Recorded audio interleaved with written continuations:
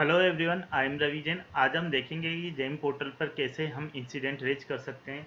Incident क्या होता है कि कोई भी बायर या सेलर जब भी किसी भी दूसरी पर्सन ने अगर उसका जो ऑब्लिगेशन है कॉन्ट्रैक्ट के अंतर्गत या बिफोर कॉन्ट्रैक्ट बिड के टाइम अगर वो पूरा नहीं किया गया तो आप उसके खिलाफ इंसिडेंट रेज कर सकते हैं। और इंसिडेंट रेज करेंगे तो इंसिडेंट रेज करने के बाद जेम पोर्टल उस पर करस्पॉन्डिंग एक्शन लेगा।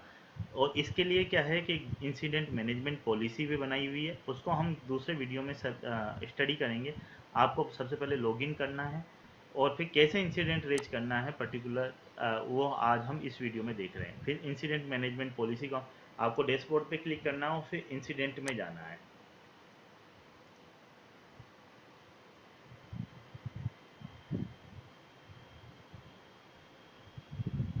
फिर उसके बाद आपको न्यू पे क्लिक करना है, जो कि आपको नया क्रिएट करना है।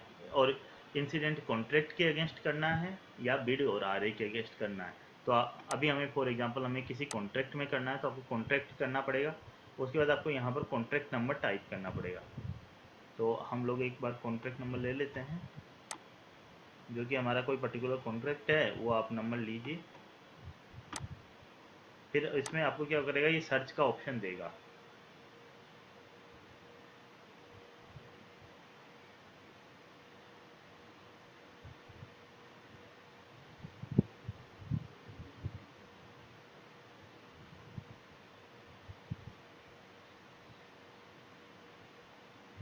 तो आप यहाँ पर कॉन्ट्रैक्ट नंबर पे आप इसको क्लिक करिए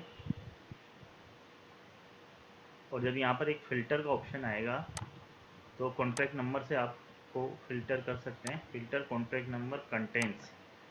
तो जैसे आप कंटेंट्स करेंगे उसमें आप कंट्रोल कॉन्ट्रैक्ट नंबर डालिए, तो सर्च करेंगे तो वो कॉन्ट्रैक्ट आ जाएगा।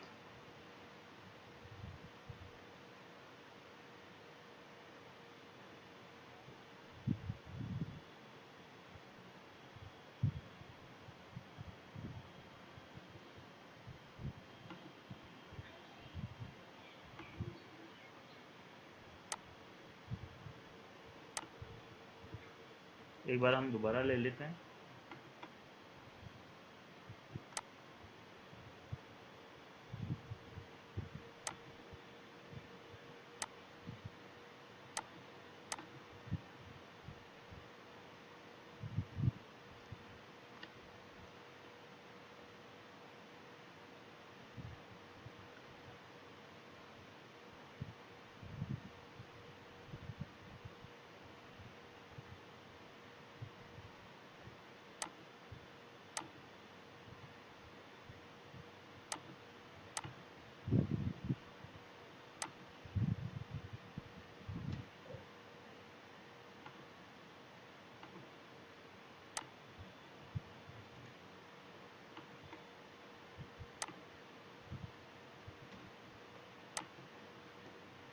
जैसे आप इसमें सर्च करेंगे तो इक्वल्स लेना, क्योंकि हमें एग्जैक्टली कॉन्ट्रैक्ट नंबर पता है तो इसलिए इक्वल्स लेना है, कॉन्ट्रैक्ट नंबर इक्वल्स, और फिर उसके बाद क्लिक करना है। तो आपका ये कॉन्ट्रैक्ट नंबर आ जाएगा और उस पर आपको क्लिक करना है। ठीक है, अब उसके बाद जो ये कॉन्ट्रैक्ट है, अब उसके बाद आपको ये पूछेगा कि अगर इनवॉइस अगर होगा तो आप उसको सेलेक्ट कर सकते हैं। रेज्ड अगेंस्ट सेलर हमें सेलेक्ट करना है। अब आपको जो रीजन्स है वो इन्हीं में से सेलेक्ट करना है। तो फॉर एग्जांपल हमारा जो रीजन है, आपका जो ये रीजन्स है ये जैम इंसिडेंट मैनेजमेंट पॉलिसी के अकॉर्डिंग होती है। हमारा रीजन है डिले इन डिलीवरी, तो आपको ये सेलेक्ट करना है। फिर आपको मेंशन करना है यहाँ पर description, the supplier for example has not delivered the material within contractual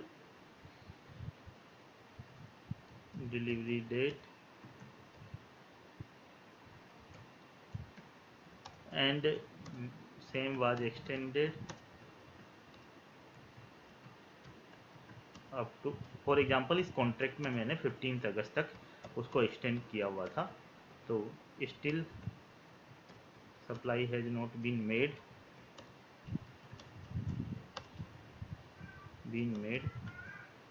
supplier has not sought any, उसने डिलीवरी पीरियड एक्सटेंशन भी नहीं सीख किया है कोई भी।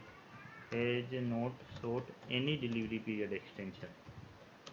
जो बेसिकली जो इंसिडेंट मैनेजमेंट पॉलिसी है उसका ऑब्जेक्टिव क्या है कि अगर आप चाहते हैं कि भाई आपका रिजोल्यूशन हो जाए, अगर आप ये इंसिडेंट रेज करेंगे तो सप्लायर को कुछ ना कुछ रिस्पॉन्ड करना पड़ेगा।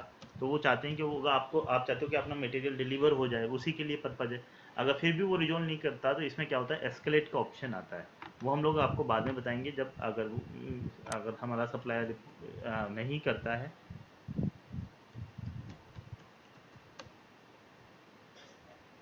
तो उस केस में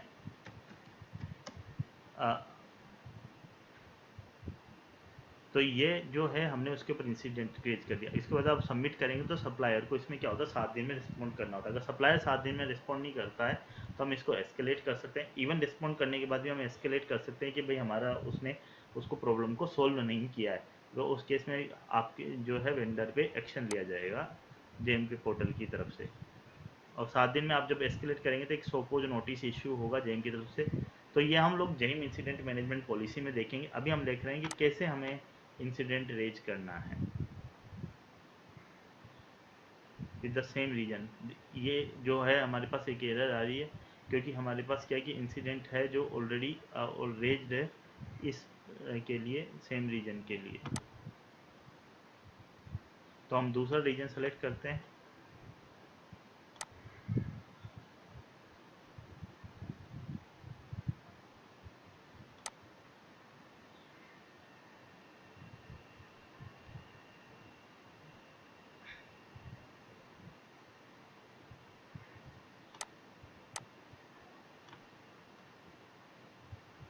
और फिर हमें वही डालना पड़ेगा, डिले इन डिलीवरी,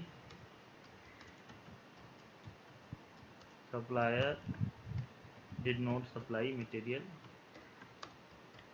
एक वार्निंग आएगी कि भाई ये कोरोना पीरियड में फॉल कर रहा है, supply the material within contractual date.